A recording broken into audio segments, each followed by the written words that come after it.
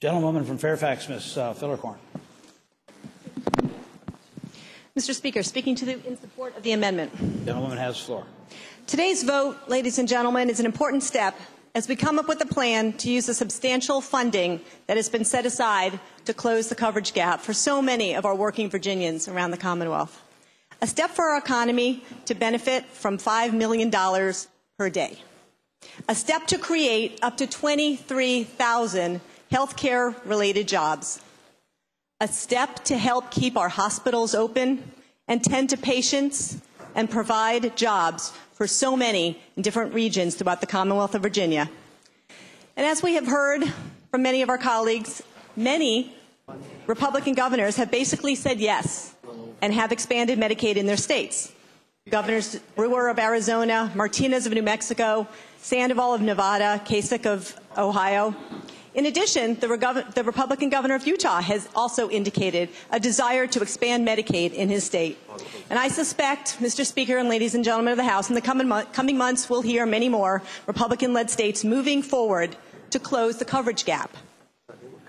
However, now we're discussing and debating. What we're discussing and debating now will soon be to vote on the Senate's bipartisan Marketplace Virginia plan. Instead, therefore, I want to focus on states of Iowa and Michigan. Also, two states with Republican governors, as well as Arkansas and their Republican legislature, which has been referenced many times on the floor here. What do all these states have in common, Mr. Speaker, ladies and gentlemen?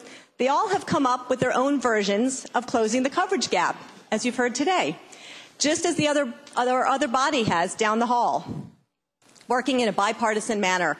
Leaders in these states have said, let's find a way to make this work.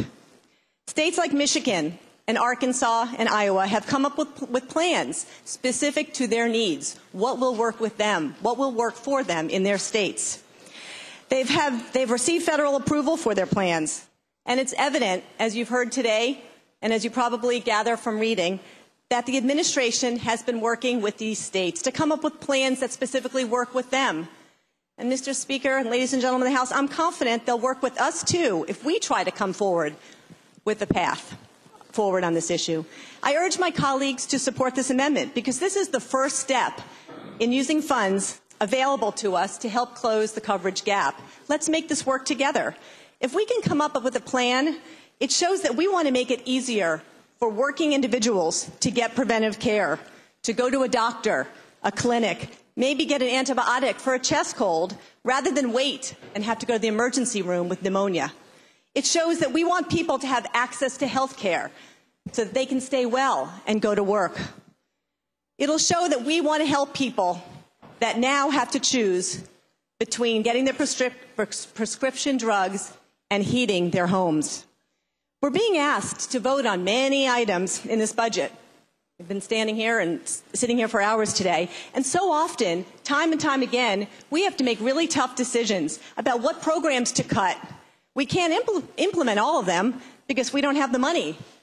But you know what, Mr. Speaker and ladies and gentlemen of the House? In this case, the money's there. It's just sitting there, waiting for us to find a way to take it. Unlike many other states, this body finishes its work, the General Assembly, early in the year. If we do nothing this session to close the coverage gap before we adjourn, we are telling our constituents that they have to wait another year, perhaps even more. And during this year, we'll be watching state after state, led by Democratic and Republican governors, take advantage of the funds set aside for them to cover their people. We often speak, Mr. Speaker, about the Virginia Way. The Virginia Way involves collaboration. Collaboration is the enemy of gridlock. Our actions now will show the Virginia Way of the future.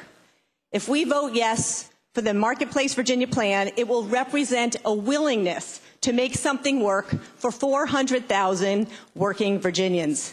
And you know what a no vote means? It means no to moving forward. It means that there's no desire to even find a way to take advantage of 3 years of full federal funding to give so many of our constituents, Virginians, health care coverage. I truly, truly believe that there is a desire and that there is a way out there where we can work together to figure out what works for the Commonwealth of Virginia, what works for all of our citizens. I believe this because we have all done this time and time again here in the Commonwealth of Virginia. Let's take this step, Mr. Speaker and ladies and gentlemen of the body. Let's take care of our people. Let's make this work. Please join me in voting yes for this amendment. Thank you.